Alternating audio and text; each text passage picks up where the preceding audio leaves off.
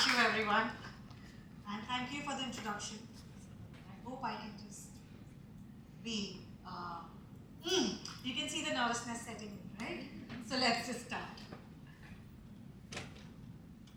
Sleeping with a blanket over your head can be a way to create a sense of security, reduce sensory input, and promote relaxation. It can also help block out light and noise, potentially leading to better sleep. For some, it's a comforting habit, reminiscent of being swaddled as a baby, offering a feeling of being cocooned and safe. Now you must be thinking, why am I discussing my sleeping pattern here in a TED talk? Well, I've been mummified for almost 35 years before my breakthrough happened. I was a sensitive kid, too overwhelmed, felt too much. And I guess I understood a lot more than what I was supposed to. So to process all of those emotions, I came up with a solution: sleeping. Sleeping with a blanket completely covered head to toe, sealed, packed, dispatched into a world of safety and comfort. Inside the sheet, I felt nice, warm, dark, safe. There wasn't any air, so I was breathing my own air. There wasn't any light to guide, so I was being my own light. And as I was growing up, I realized this did not feel enough. I was craving for more. So I got myself an eye mask. Blackout. Not even the slightest of light could see. This felt completely safe, completely predictable, and completely comforting. The discomfort of being warm inside the sheet felt much safer than the vulnerability of being exposed outside. Now the funny part is I carried this blanket, sheet and mask in my rehearsal room, in my acting profession. So I thought, what should I do? Because I was seeing, I was there, but I wasn't being. So I got this blanket theory in my acting.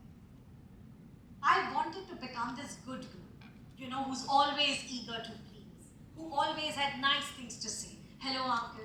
Namaste, auntie. Hello, uncle. So that nobody can say anything about me but that she's such a nice girl. Oh, she's such a good girl. Now I'll tell you where all this is coming from. I don't know how many of you know here, but I was born with a cleft lip. Now for people who do not know what a cleft lip or a cleft palate is, it's a facial difference, a birth defect, you can say. So imagine a little girl who's wanting to become an actress but has a cleft lip. So the good girl came in. Now what is acting? Acting for me is more than just emoting. For me, it's learning from every single character that I portray, I read or I watch, a trait or a characteristic that I do not possess. And most of the times, it's confidence. That's what I lack, and that's what I borrow from every character. Now, acting is what I live for. But because of this underconfidence of mine, I made this good girl coming in and seeping in every character that I chose. So the deliberate choices was always making the character likable, apologetic, decent, nice. Even when the character demanded complexities or harsh emotions, I manipulated. I brought the vulnerability part of it. The angry characters were turned into hurtful ones. But even after all this manipulation, I could not bring myself to like my performances. I hated myself on stage, on camera. But acting is what I live for. How do I bring the authenticity if I don't feel the character? If I judge the character, how do I bring the authenticity?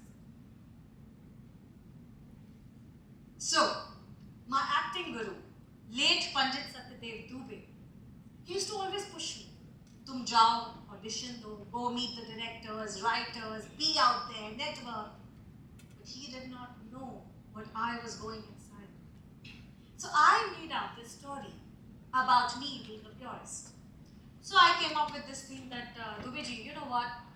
Camera acting corrupts you. I'm a theatre actor. I'm here to surrender to art and theatre. So he just looked at me. And he had this power to peek right into your soul. And he said the most profound thing. He said, तुम rejection से डरते हो. You're scared of being rejected. And I protested. I said, no, rejection? Me, not at all. But that line was dropped as a truth. My world shook. And something shifted. Now, shift always is not positive. Right?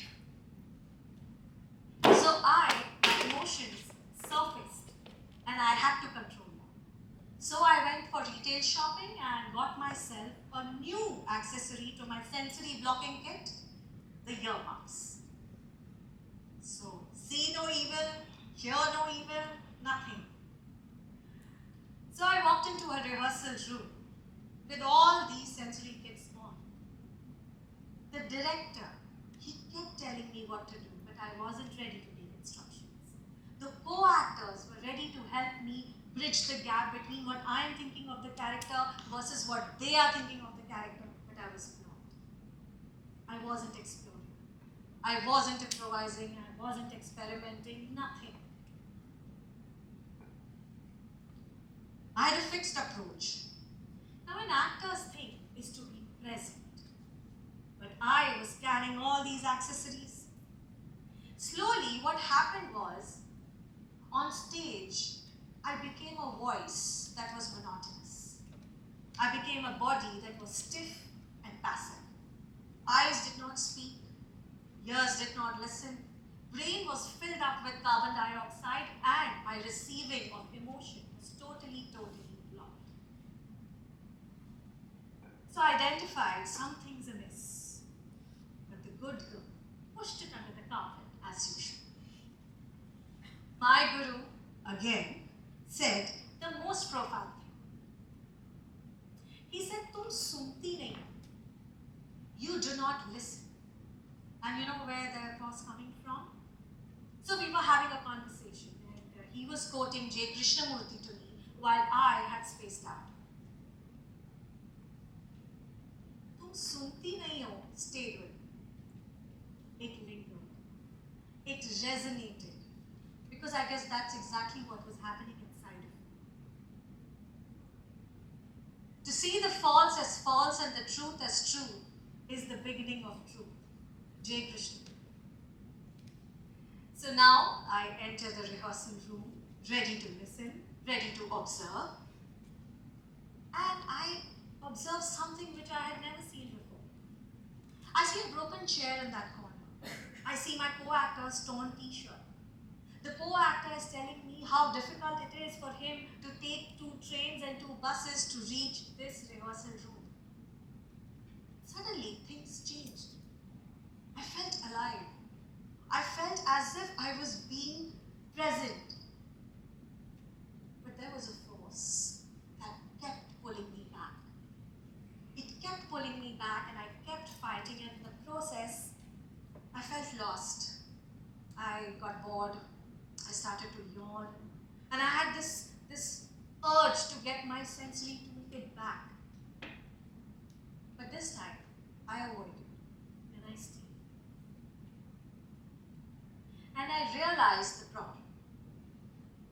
The problem was of a safe performance instead of a truthful one. And that technique had become my acting process. So, I realized that the old holds, the old limits you. So, the good girl wanted to say goodbye, but she wasn't ready yet. So once I auditioned for something, and what happened was that the audition went fairly well. I was praised for my performance. But I realized I have these 4 or 5 acting templates that I pick and choose from. And suddenly I felt they aren't working anymore. They worked for me well in the past, but right now, they aren't working. So there was this constant struggle inside. That night, I slept. The mask, the earmuffs, the blanket were comforting me. But I was restless. The mind was racing, heart was racing. And it was like I kept changing sides. The blanket was entangled. I was gasping for breath. And for the first time in my life, I took that blanket off my face and there was a sigh of relief. For the first time, I was breathing cool, fresh air. I got the part. I went on set. It was a breakthrough role, by the way. I performed, but it just felt like death. I felt empty here, when you don't feel anything here, it's just so empty. And I was like, what am I doing with my life? But everyone on set, I heard whispers of, oh my God, she's such a good actor. Oh my God, she's such a good actor. And I realized a pattern here. Oh, she's such a good girl. Oh, she's such a good actress. Now this validation of a good girl and a good actress kept me away from real emotions, from real acting. So I knew I had to take charge. The blanket, eye mask, earmuffs were having a personality of their own, and they had started to influence me. They were making me weak, and the good girl had to take control. But it was difficult again to let go of them, because they are my comfort zone.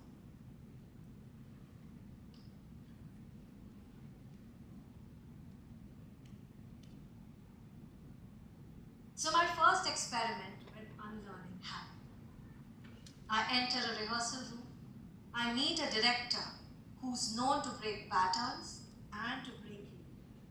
I was scared of the unknown. And the role that was offered to me that meant I have to drop my baggage. A dropping of baggage means letting go of this good girl. But I embraced it. And what did I have to receive for that? A girl that was unlikable, unapologetic, and difficult to deal with. I just wasn't ready. I felt exposed, insecure. My safety net was not anymore with me. So, the comfort of the familiar space will always stay on. It will always be there. The good girl isn't going anywhere. But she's evolving. She's healing. And after all, we are all a work in progress, right? And trust me, once you've started living a nomad's life, you will not need a permanent address. So learn, unlearn, just keep playing this pattern on you. Because this is one pattern worth keeping. And the good girl likes this pattern, especially the unlearning part of it.